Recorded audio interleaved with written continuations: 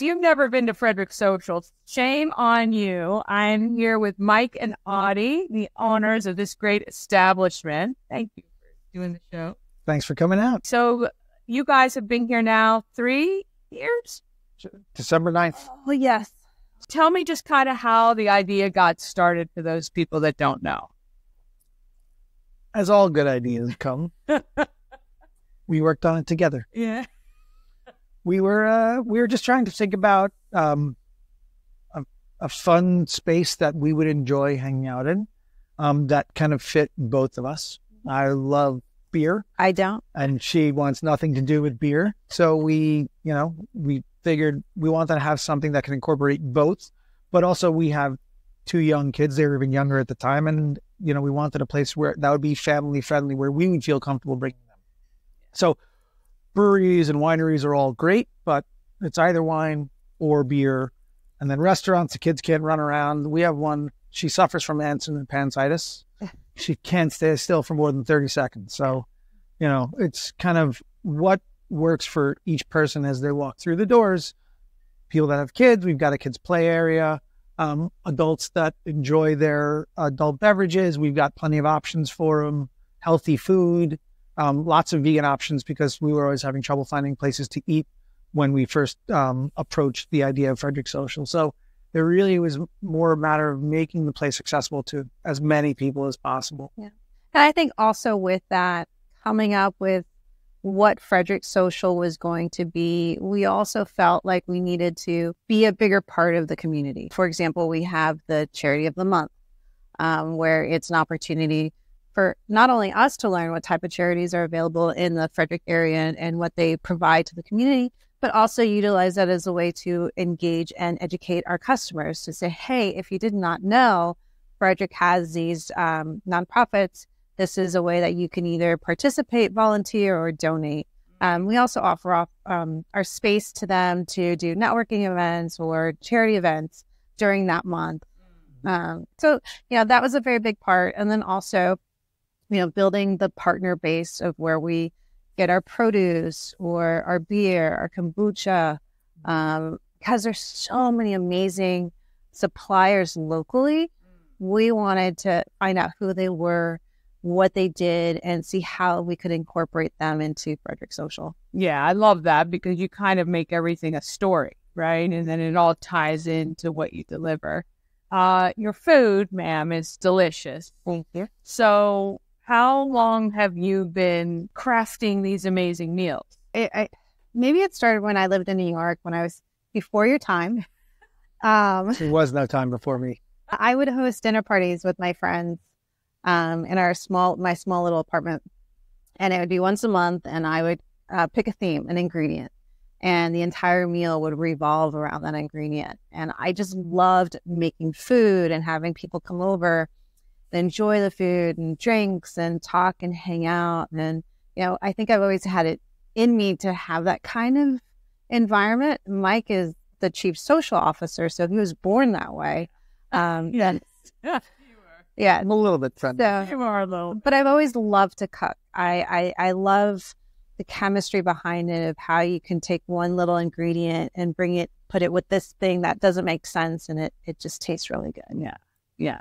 You have it's unbelievable. And I think your food would make people love keto, gluten-free, vegan, all of those things, because I've had your vegan options, and it's just mind-blowing that you're not eating a crab cake or you're not eating whatever.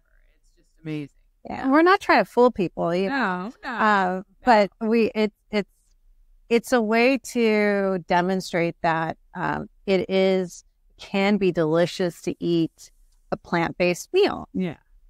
Or just healthier in general. Right. No. Like nothing that we have is fried. It's all air fried. So we try to offer those healthy options. So even if you want delicious food, it can still be not deep fried. Yeah. And it's build it your way. I mean, look, we've got bison, brisket, chicken, steak.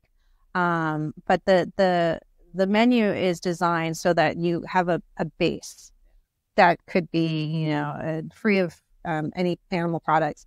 And then you can add on. Yeah. Like it's spicy, cool. Don't like it spicy, no problem. You want some meat, you want some cheese, It's really up to the customer. Yeah, I love that. The tap wall. Not too many of these existed even 3 years ago, here in Frederick anyway.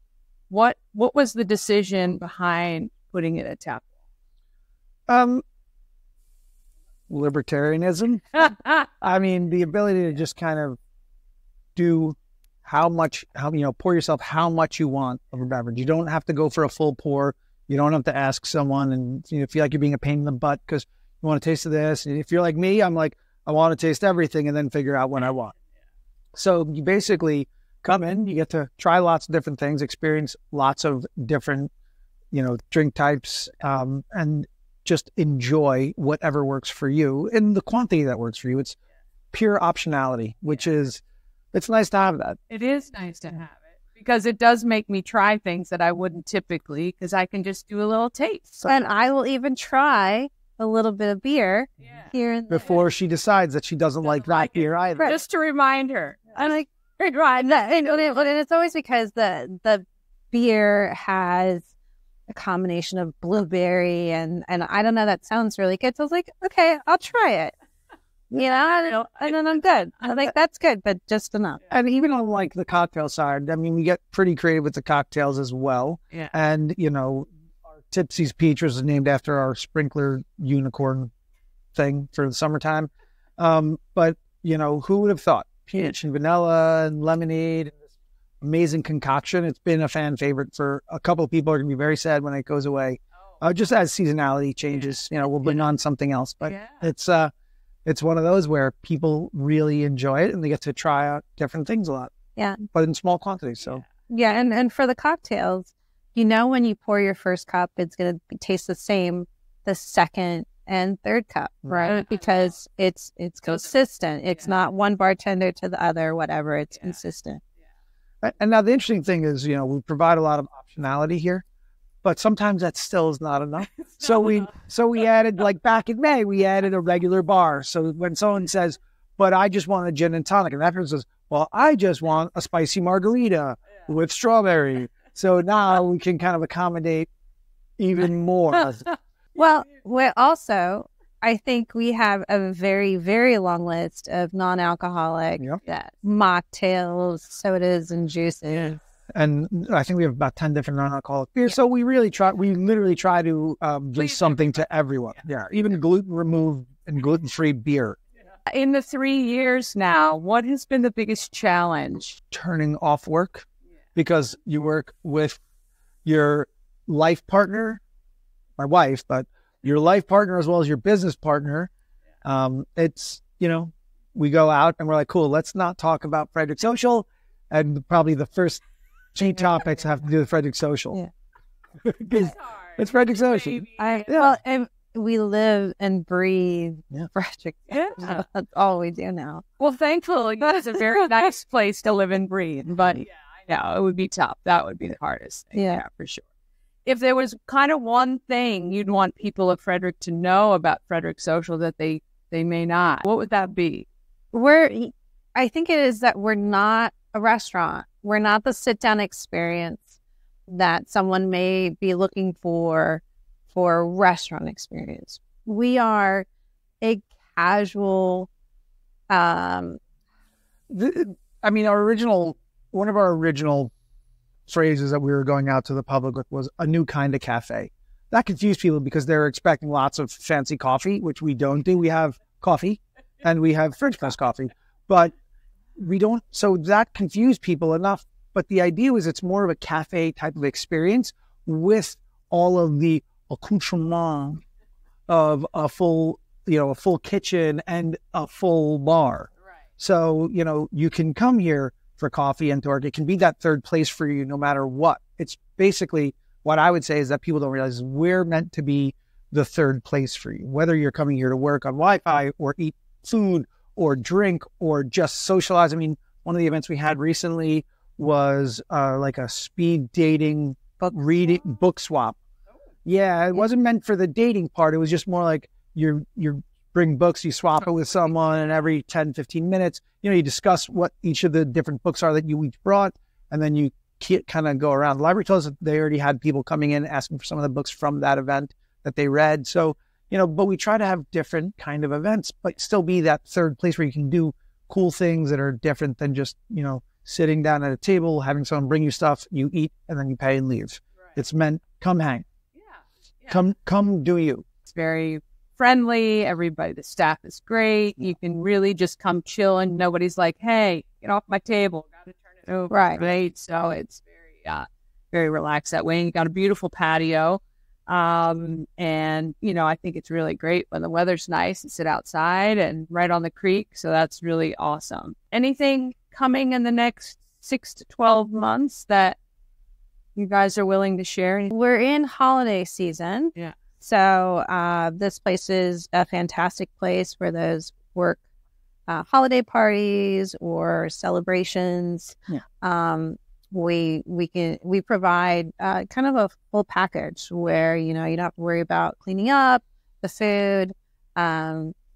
It's you come in, you enjoy this space for whatever event that you're booking it for. We take care of it for you, and then have something to talk about, which is very different from many places. Which the tap wall becomes a great conversation piece to break up the uncomfortable networking that minute. Yeah, we have this new aspect of our business, this social eats, and that also takes up a lot of time and focus, just kind of launching that off the ground. So, but I'll leave that to these ladies to talk to you all about it.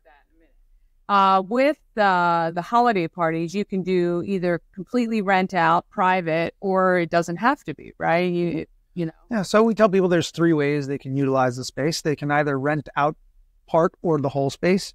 They can just come in with large groups because we welcome large groups all the time. And they can also look to, within a couple of weeks, we allow table reservation where you can reserve up to 4 tables for a set amount of time. And that seems to be working out really well. Between those 3 options, it should have something for everyone. So we've got trivia. We've got a really great happy hour Monday through Friday. Except Tuesday, we're closed Tuesday. Yes. At the bar and the tap wall. Chess and board gamers on Wednesday.